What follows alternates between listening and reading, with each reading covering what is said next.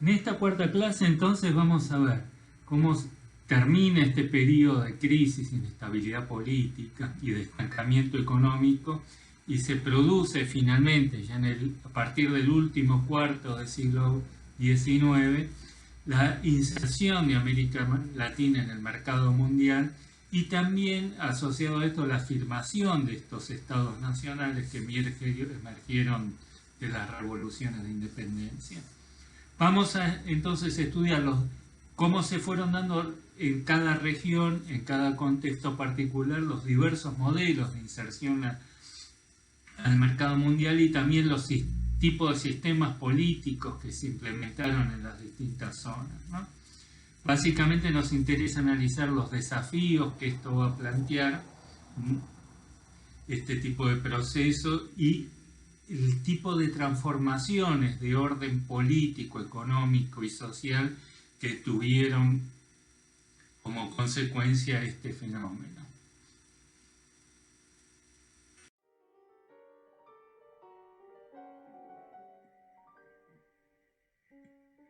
Vamos a ver entonces cómo se produjo el boom económico, cuáles fueron las claves para que este se pudiera producir. Uno fundamental fue la expansión de la demanda externa. Eso va a ser lo que genera nuevas posibilidades de expansión económica. Esto va a ser el resultado, a su vez, de la revolución industrial que se produce en Europa, que va a hacer que, por un lado, crezcan las ciudades, se produzca una migración del campo a la ciudad y, como consecuencia de eso, a su vez, un despoblamiento del campo. Es decir, que va a aumentar fuertemente la demanda de productos primarios, producto de la acumulación de población en las ciudades, que por otro lado, Europa mismo, el campo europeo no va a estar ahora en condiciones de ofrecer. Esto va a ser, tengan en cuenta, antes del proceso de mecanización del campo. Bueno, esto abre grandes posibilidades para exportar. El problema va a ser cómo aprovechar esas nuevas oportunidades. Y esto no va a ser sencillo y va a depender de gran cantidad de variables que va a hacer que los modos de inserción de las producciones locales en el mercado internacional va a ser muy variable. Va a depender de una serie de circunstancias. Primero, va a depender de cuál va a ser el tipo de producción que se va a poder desarrollar en cada región. Va a ser muy distinto si se trata de una agricultura de zona templada, básicamente cereales, si es una agricultura de tipo tropical, o finalmente de una serie de productos que están asociados con el desarrollo industrial, fundamentalmente la minería, pero no solo eso, también productos como el NQ, el caucho y el petróleo, sobre todo ya a fines del siglo XIX, comienzo del siglo XX con la expansión de la industria automotriz. En esto, por un lado, el tipo de producto, por otro lado, las condiciones locales, que dependen de varios factores. Uno es la disponibilidad o no de tierras, en segundo lugar, la disponibilidad de mano de obra y luego, bueno, una serie de factores ecológicos que inciden allí, como regímenes de lluvia, altura, etcétera, ¿no? Si el terreno era más abrupto, ¿no?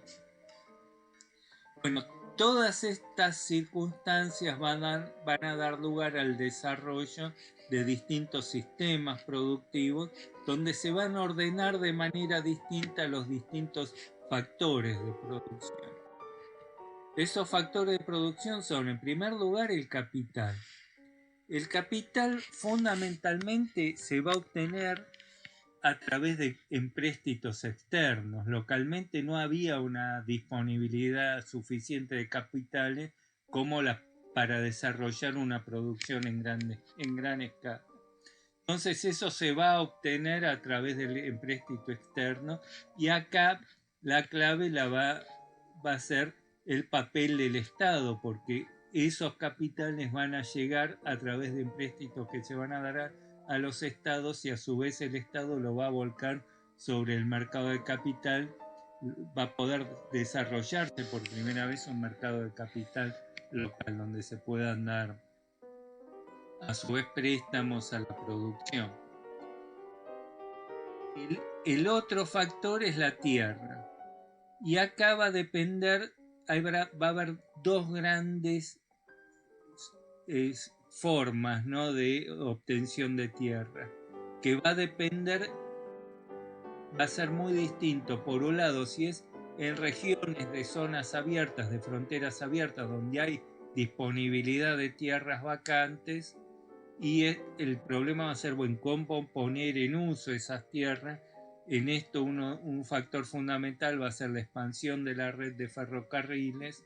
En algunos casos esas tierras se van a, aunque se consideran fronteras abiertas, se trata de la expulsión llana de poblaciones locales, como fue en la Patagonia o en el norte de México. Muy distinto va a ser en aquellas zonas donde las tierras se encuentran ya ocupadas por poblaciones locales, ya sea indígenas viviendo en comunidad, o campesinos, o distintos tipos de propietarios, ¿no?, pequeños propietarios.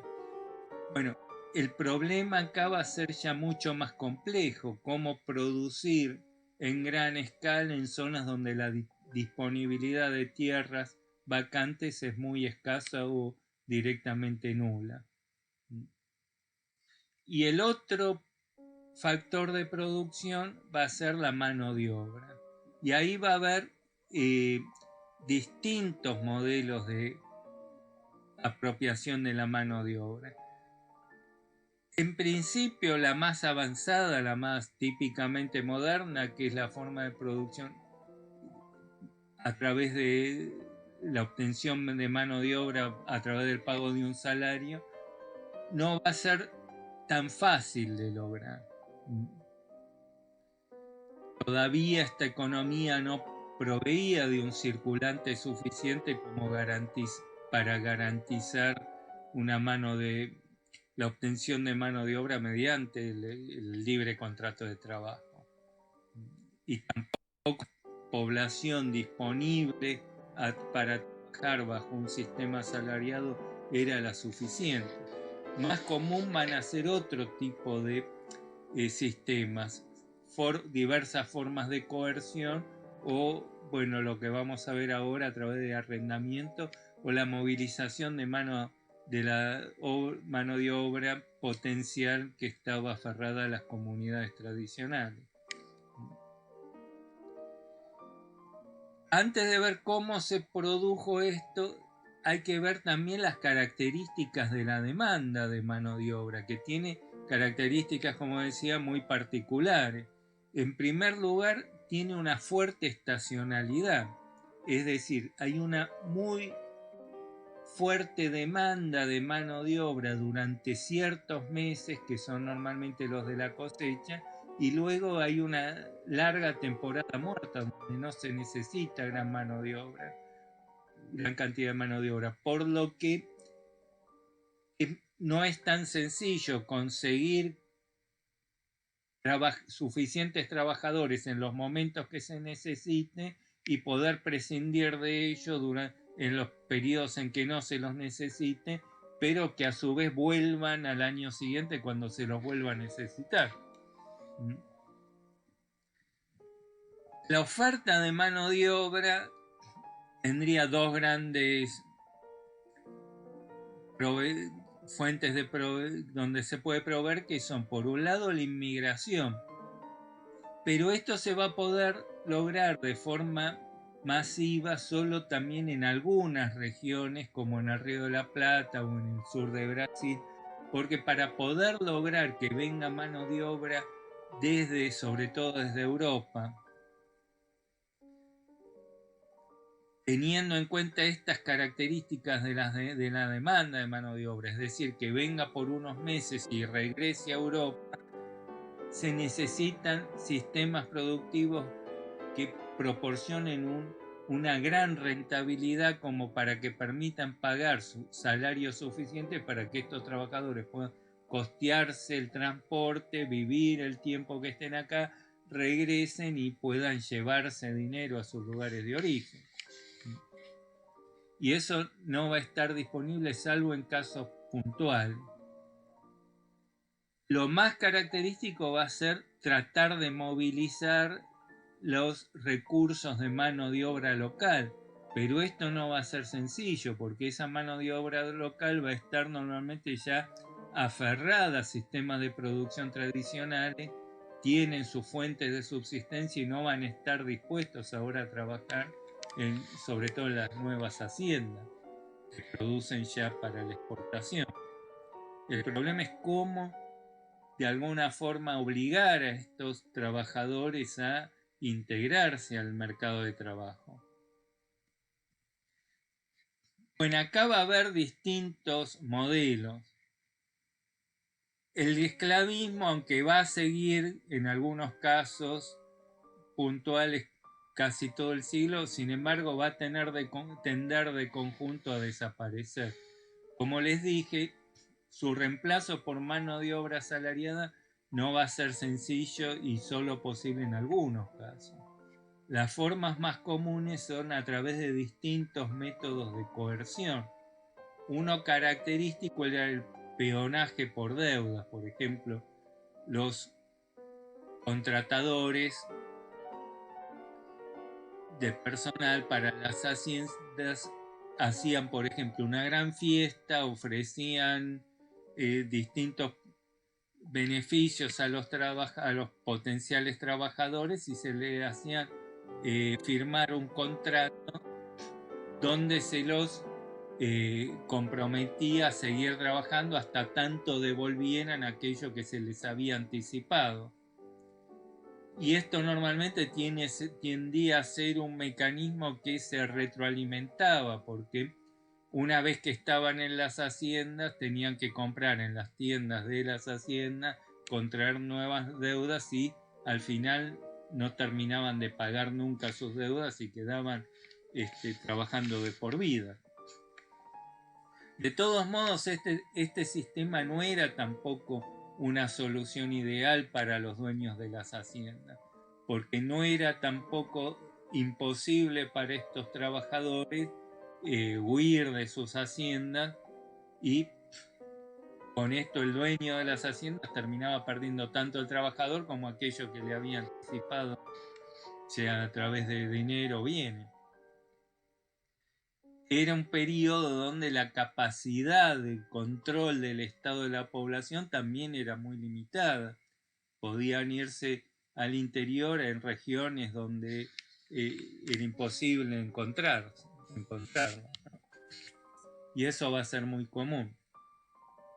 Otra forma que también va a aplicarse en estos años va a ser alguna forma de semi-esclavitud.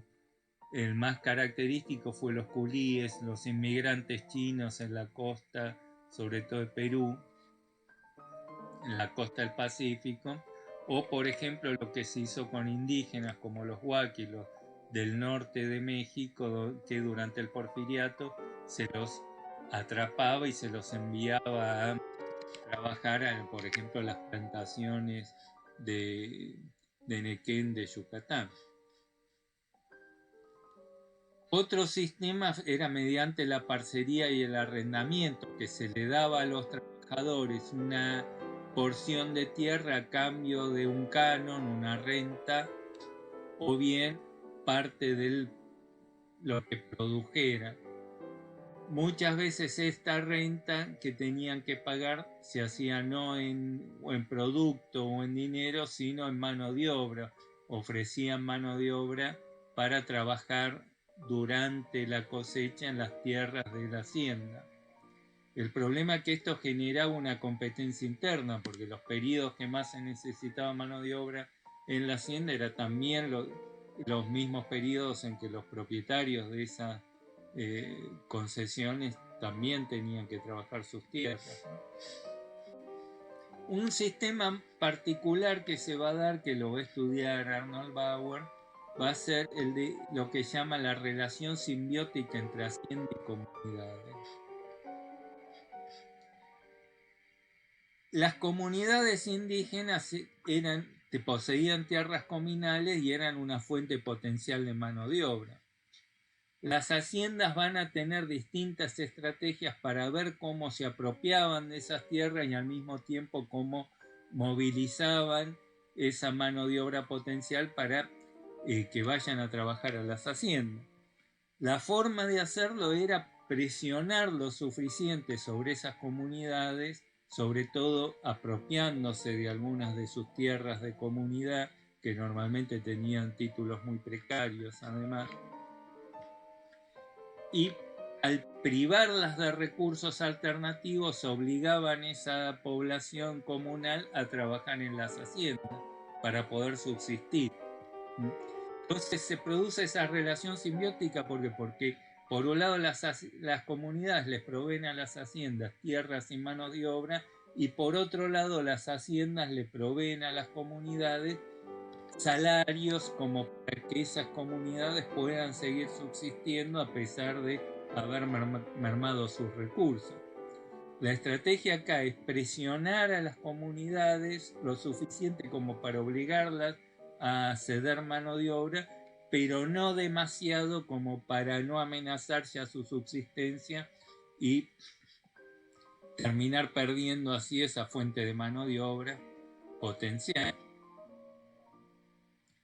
Bueno, ¿cuáles fueron las consecuencias de esta expansión? Lo que va a haber, estas nuevas formas de producción normalmente van a requerir grandes extensiones de tierra. Se van a hacer sobre la base de grandes unidades productivas, aunque no es una ley general. En el caso de las plantaciones de café en Colombia y Costa Rica eso no se va a dar, pero eso van a ser casos más bien excepcionales. Otra característica va a ser que ya se va a empezar a producir un fenómeno de apropiación de tierras por grandes corporaciones internacionales. Sobre todo luego de cada crisis se va a aprovechar para adueñarse de tierras. Este va a ser el ejemplo de los alemanes en Guatemala o la United Fruit en América Central. Otra característica que va a tener esta expansión y que va a tener profundas consecuencias va a ser la tendencia al monocultivo. Normalmente algún producto o como mucho dos productos van a concentrar casi el 80% de todas las exportaciones de un país. Esta tendencia al monocultivo va a hacer que va a acentuar los fenómenos de inestabilidad económica, porque estas economías van a ser muy sensibles a las fluctuaciones del mercado externo.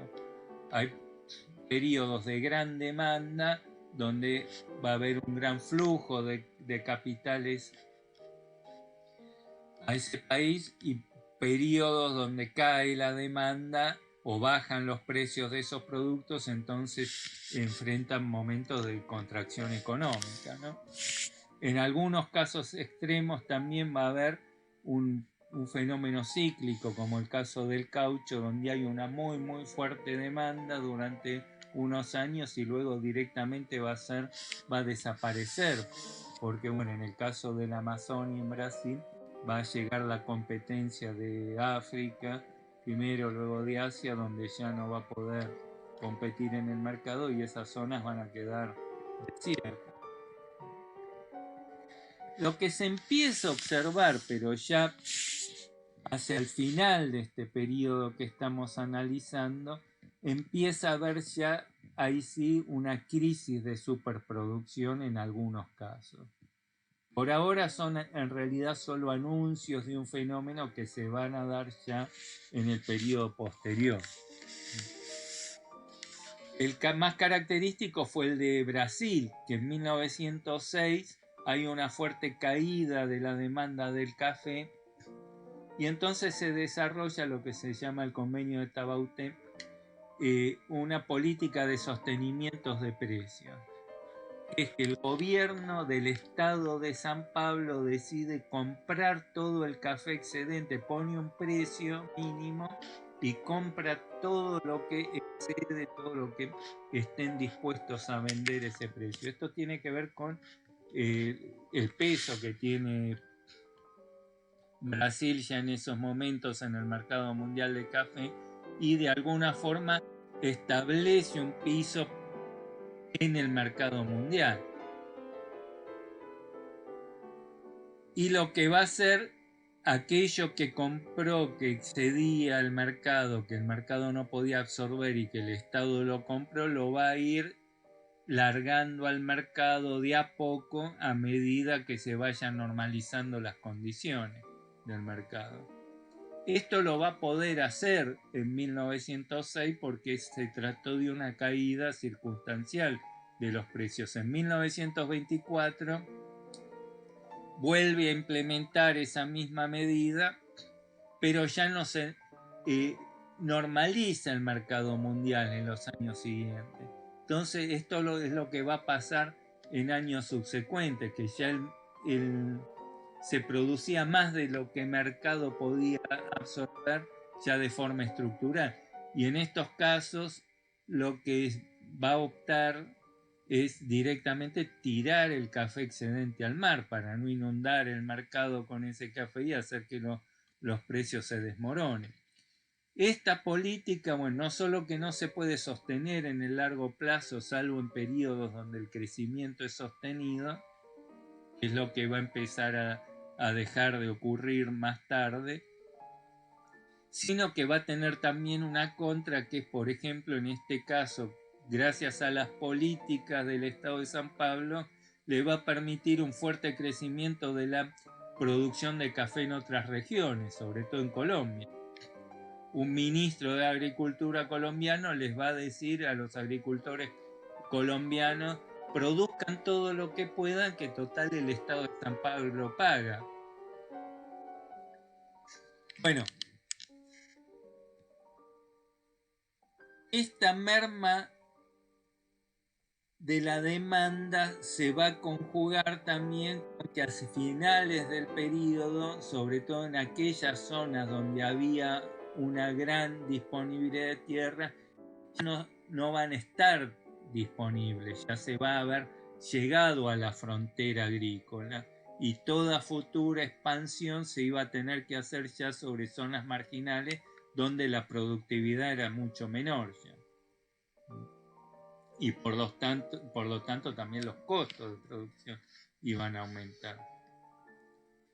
Bueno, esto conjugado entonces va a dar como resultado, por un lado, como producto de la merma de la demanda, una disminución de los precios en el mercado internacional y también de la capacidad productiva de estas unidades, de estos sistemas de producción local, ¿no? Estos, como les decía, van a ser todavía elementos que recién van a empezar a anunciarse en este periodo y que recién en el periodo siguiente se van a hacer patentes.